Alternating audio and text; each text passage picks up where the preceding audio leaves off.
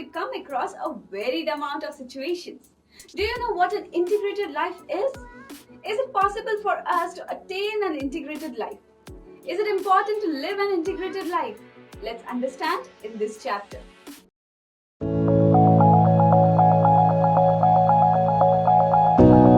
Every individual person has many different roles to play in their lives. Throughout your lifetime, you will be a son, a daughter, a father, a mother, a sister, a brother, a friend, a colleague, and many more. It is difficult to try to keep a different personality and approach with all these different roles, and you may complicate your life at times. So, how does one keep life integrated? Let's take a look. Even though you have different roles to play in different situations, you will still be you. That fact will never change. So you should try not to lose yourself and your core personality in attempts to mend with your roles and situations. Having a set of values you follow and principles you stick with will help you be yourself and not lose your individuality. For example, I am a person who believes in being calm in every situation as much as possible. I will maintain the same attitude everywhere. If your boss reprimands you, you will just handle it peacefully because you can't backtalk.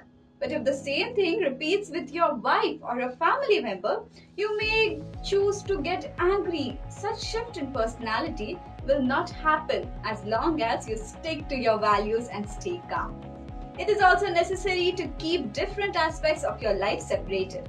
You would not like to mix up your professional stress with your personal life, and this can be achieved by being present in the moment. Do not let your mind divert to other things. You should live in the present. Concentrate on what is happening.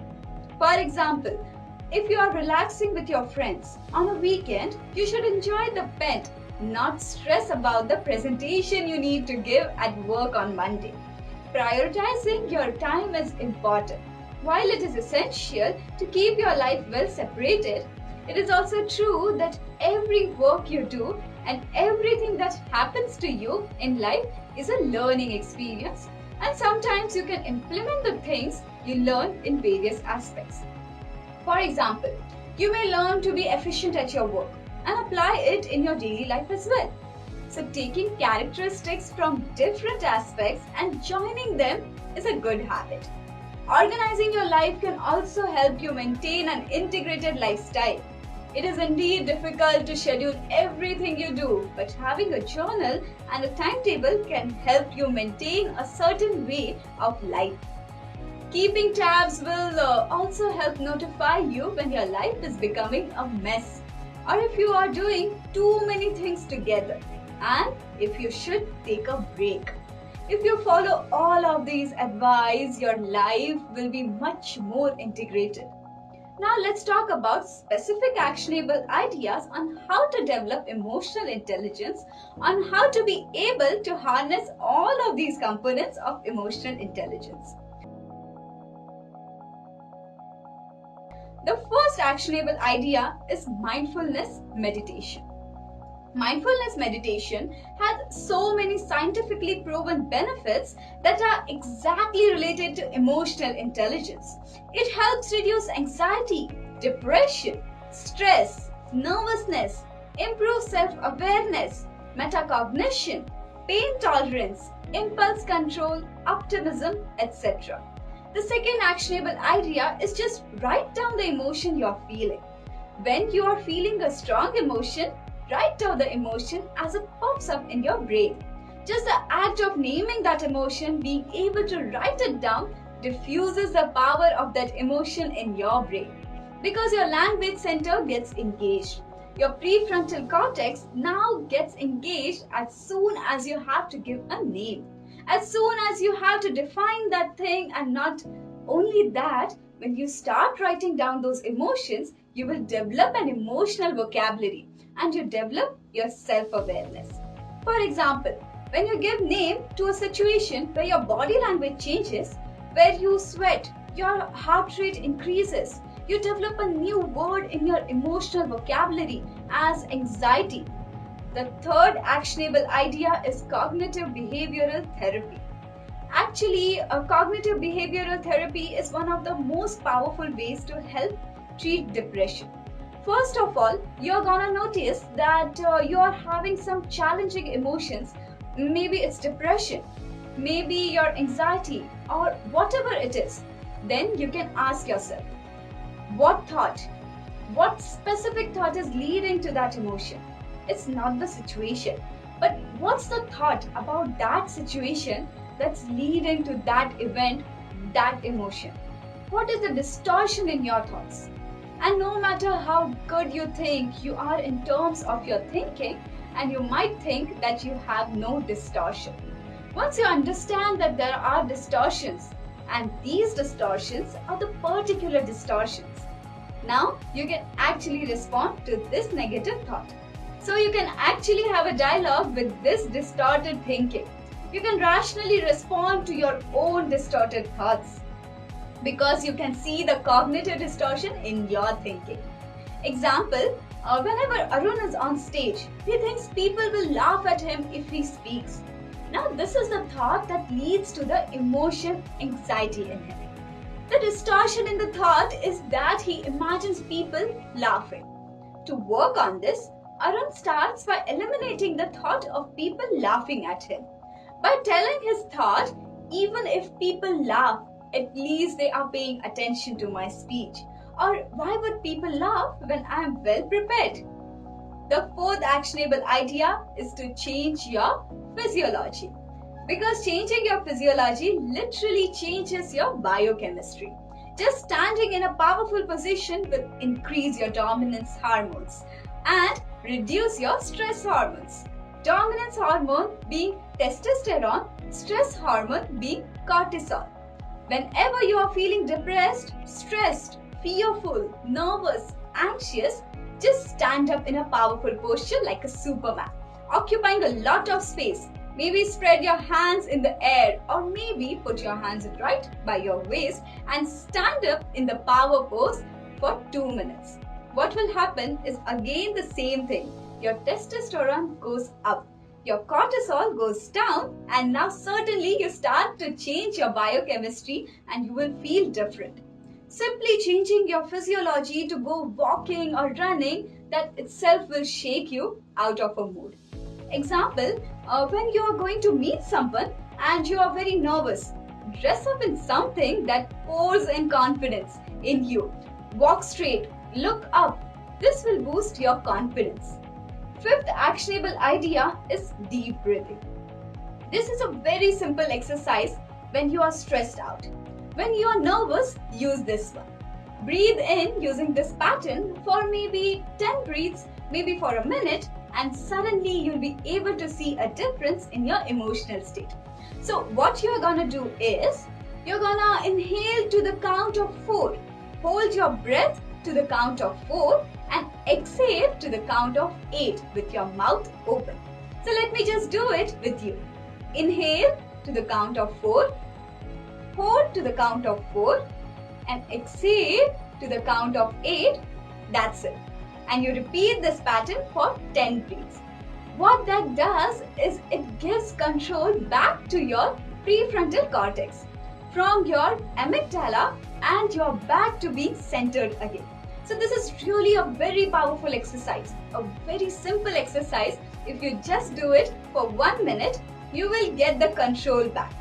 Especially when you are angry, try to do this deep breathing pattern for just 10 breaths. This simple breathing pattern has been proven to reduce your blood pressure as well. The sixth actionable idea is to architect a small win when you are feeling unmotivated, lazy, lethargic, sad, or in a funk. You assign yourself a small task.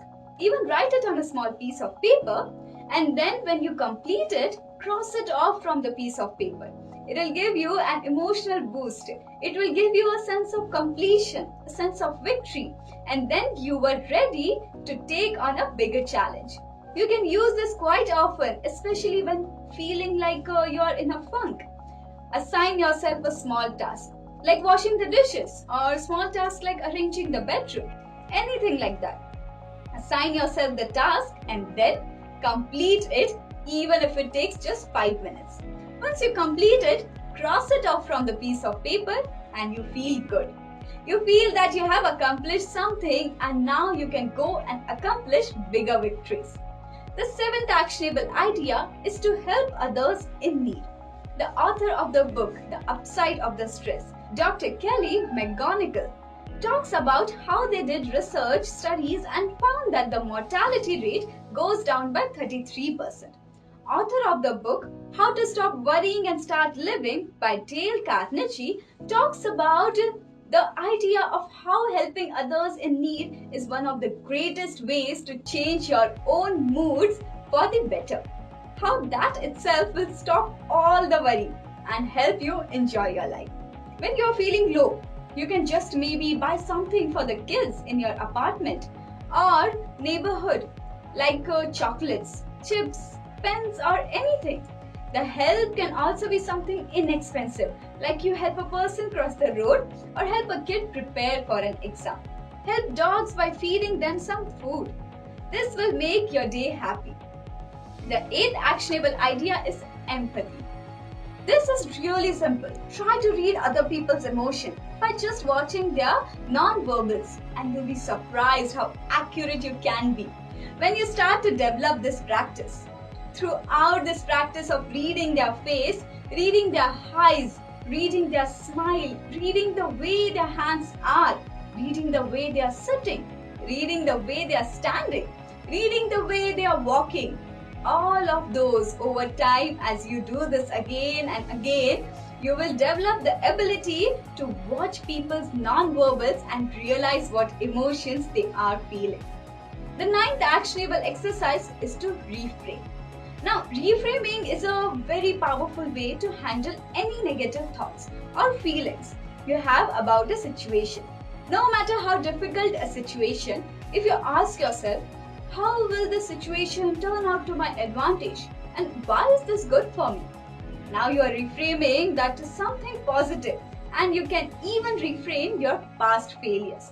How that specifically helped you move forward, how it made a positive impact in your life. You got a lot of assignments in your school or college that stresses you out. You can think, what is it that will benefit me from the assignment? Maybe you'll score more marks or improve your knowledge. The last actionable idea we are going to talk about is watching the intent.